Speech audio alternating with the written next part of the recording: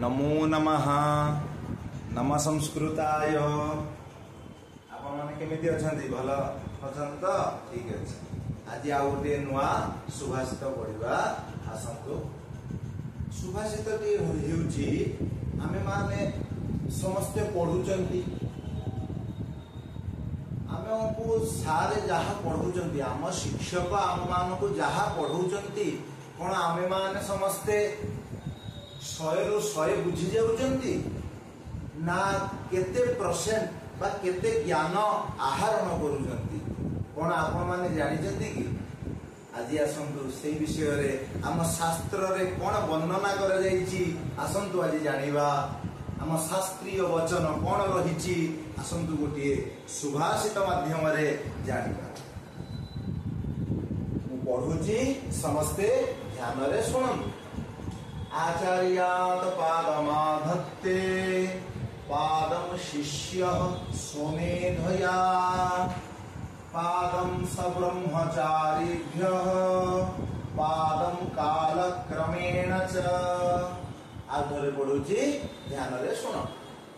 आचार्यात् पादमाधत्ते पादं शिष्यः स्वमेधया पादं सब्रह्मचारिभ्यः पादं कालक्रमेण च। ताहले ये सुभाषित अथवा ये श्लोकर अर्थ कोन आसंतु जानिबा। फास्ट कोन बोलंती आचार्यात् पादमाधत्ते पदच्छेद करिबा कोन होजी जानिबा। आचार्यात् पादम आधत्ते आचार्यात् पादम आधत्ते पादम आधत्ते पादम आधत्ते। देखो पादम प्लस आधत्ते पादम प्लस आधत्ते पादम आधत्ते। ताले आचार्य आचार्य नाम गुरु आचार्य नाम शिक्षक। ताले जे तुमको पढौचंती जे तुमरो गुरु अथवा जे तुमरो शिक्षक तांको ठारू कहउजती आचार्य पंचमी विभक्ति एक वचन तांको ठारू आचार्यको पाखरु नाम गुरुको पाखरु पादम पादम नाम गोटिए अंश। आमे जदि 100 को 4 भाग रे विभक्त करिबा ताले 4टी पाद हबो। गोटिए पाद 25 25 25 मिसी की केते हबो 100 हबो। ताले आमे जदि 100 को 4 भाग रे विभक्त करिबा एठारे सेहि परि गोटिए पाद कइले गोटिए अंश 1/4 एक चतुर्थांश बोली आमे कहि परिबा।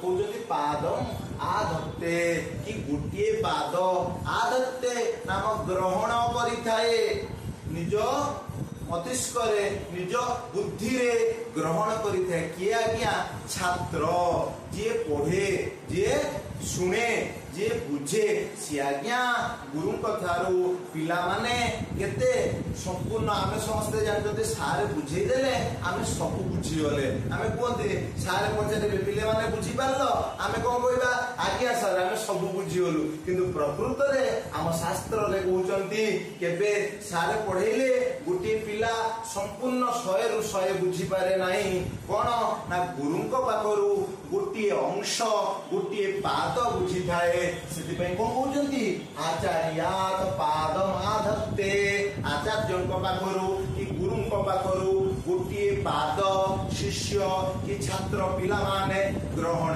करिथांती।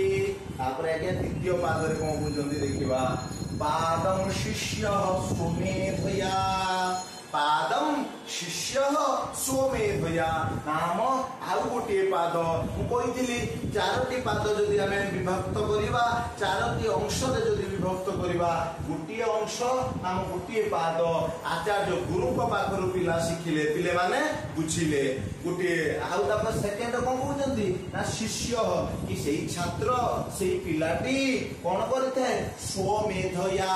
मेधा नाम आज्ञा बुद्धि मेधा नाम कोन बुद्धि निज बुद्धि रे निजे पढ़िबा द्वारा निज अनुभूति रे कोन करथाय ना गोटे पाद बुझी थाए।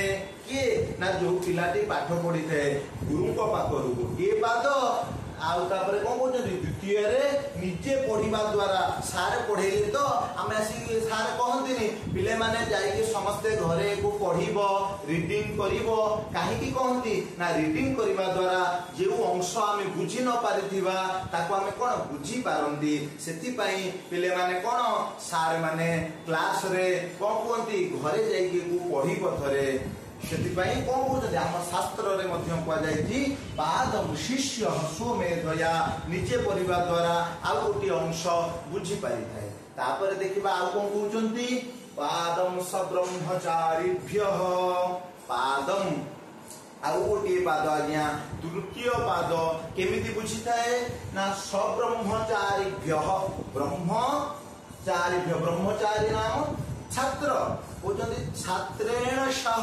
मिलित्वा नाम पिलामानक सहित मिसी से पिलाटी ता सांगमानक सहित मिसी सब्रह्मचारी नाम ता सांग माने जो माने सहपाठी अछंती ता सांग मानक सहित मिसी की कोन करिथाए ना आउ गोटी अंश को बुझी पारे माने मन कर से पढ़िला कोटा गोटे डाउट रहि गला आ संगे संगे तो आमे सार को पचारि पारंतिनी भय करंती सेति पे का को आगे पचारंती सांग मानकू एटा तुमे बुझिचो कि मते के बुझेई देलो एमिति कहती कि नाही सेही कथा हम शास्त्र रे मध्यम हुआ जाई अछि पादम सब्रह्मचारीभ्यः निज सांग मानक थारु गोटी अंश बुझेई थाए से पिलाटी तापर कोन कहउचंती अंतिम पादरे पादम कालक्रमेण च पादम चतुर्थ अंश नाम अंतिम अंश केमिति बुझी थाए कालक्रमेण च संगे संगे नहीं जेतेबे बहुत दिन बीती जाय थे आस्ते आस्ते धीरे धीरे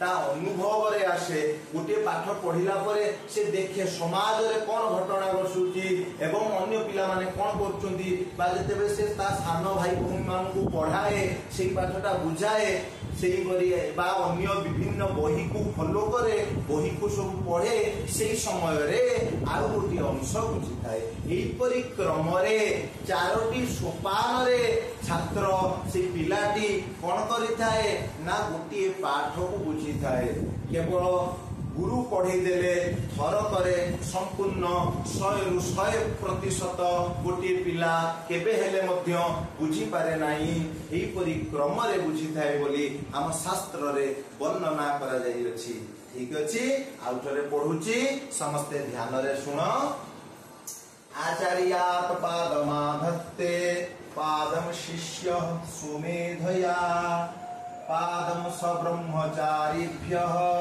पादम कालक्रमेण च एपरि भाव रे चारोटी क्रम रे कोन होइताय ना पिलाटी ज्ञान आहरण करिताय धन्यवाद नमो नमः नमः संस्कृताय।